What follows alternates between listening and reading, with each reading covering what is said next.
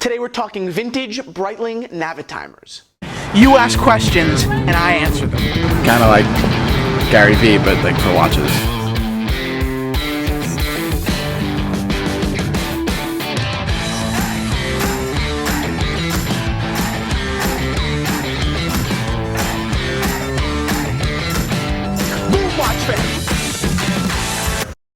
What's up, watch geeks? Welcome to episode 9 of ASKTNH. It's almost a milestone.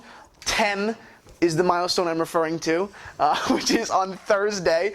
But until then, we have a really big surprise. We have a big addition to Theo&Harris on the collections page after this video. Literally go there after this video. Don't click over now, though. I'm trying to do something, you know?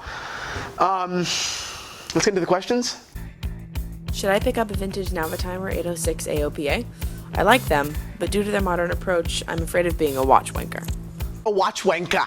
That was a terrible accent. I am sorry, Luke, the guy who sent us this question, via email at info@theoandharris.com.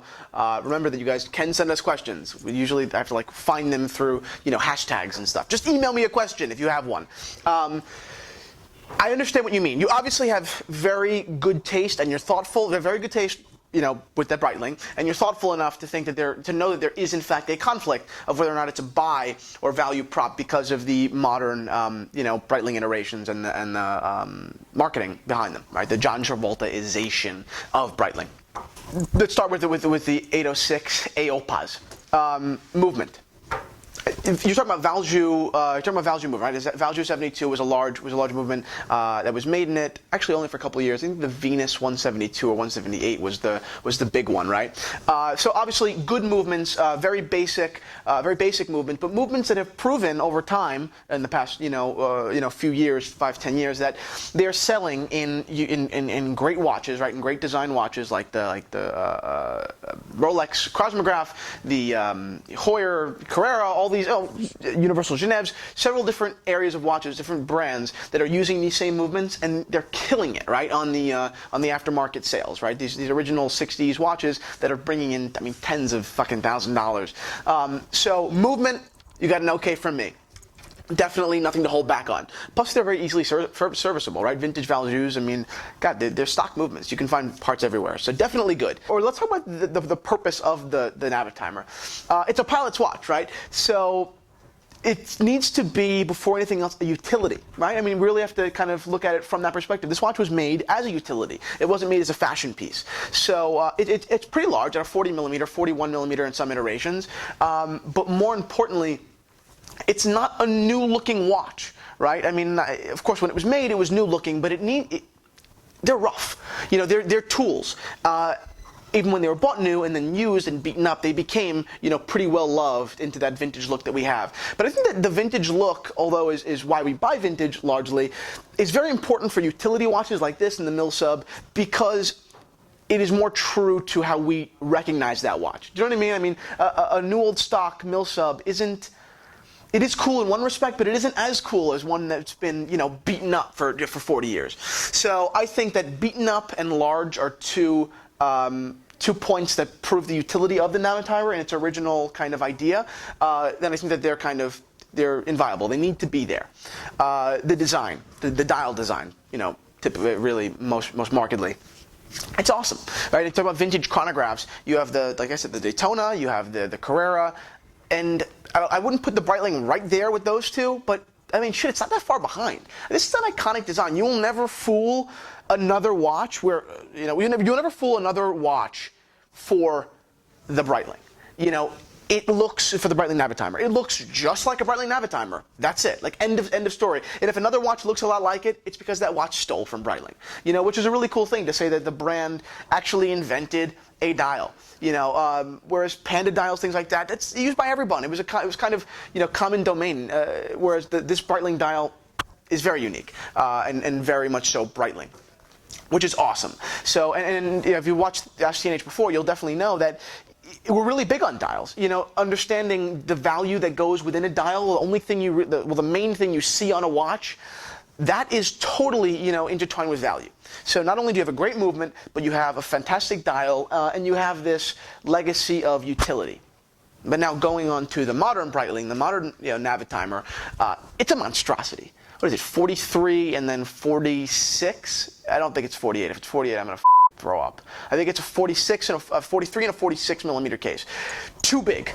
That's it. The 43 I can give you hardly. I can kind of excuse that. Like, okay, they blew up the 40, the 41 to modern proportion of 43.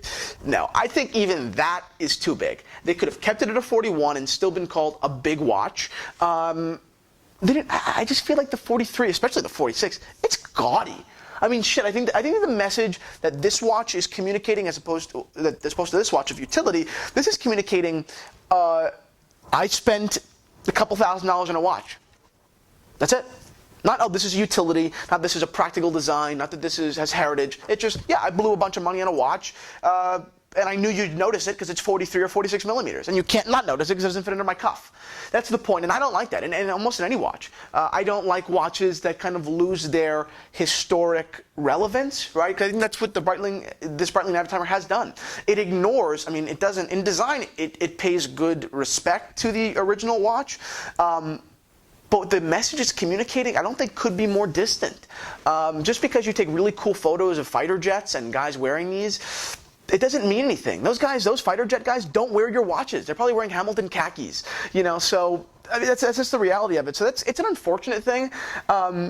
So I definitely understand the reason that you are not going, or you're a little hesitant to go with this marketing influence on your vintage Breitling. So now it comes down to, obviously you care about public opinion. You care enough to ask us, and you want to know what our final verdict is. So we like this, we don't like this, but is this enough of a negative to stop you from buying this? And the answer is no. I mean, I don't think at all. If you like the watch, you buy the watch. I mean, I really do feel that in a lot of ways. As long as we approve of it, talk about having ego complex, right? As long as we approve of it on a design level, on a historic level, things like that, it has merit for sure. Who is someone to tell you that you can't buy it because of the modern, the modern bullshit Navitimer? I mean, I don't think anyone at all. I mean, the only person that's going to probably think that you're a watch wanker is that asshole that's walking down the street and sees it under your cuff and thinks it's a modern one and thinks you know nothing about watches, right? Thinks that you just, want everyone to know very specifically how much money you spent. That guy.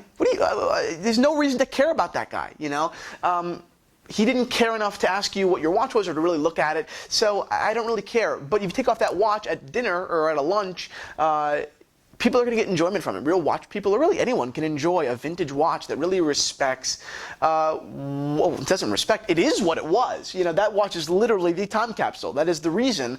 A vintage AOPA 806 Breitling is the reason, chronographs like that, most markedly those Breitling chronographs, still exist. It's the grandfather. And there's no reason why you shouldn't go out and really start hunting right now for your Breitling 806 AOPA. And I encourage you all to ask questions like that. Are you debating a watch? Are you not really sure, if the negatives outweigh the positives or the positives the negatives? Shoot me a line. I mean, I'll answer it right here on ASKTNH. I kind of really enjoy this. Thank you for watching episode 9 of ASKTNH. What do you guys think about this whole Breitling thing? I mean, should they just cut the shit, head down to a 40, 41 millimeter, cut out the polishing, and really be the original utility they were? I mean, are they exploiting this? I think so. I mean, I want to hear your thoughts, right? This is always a bunch of fun. So that's it. Thanks for watching, guys.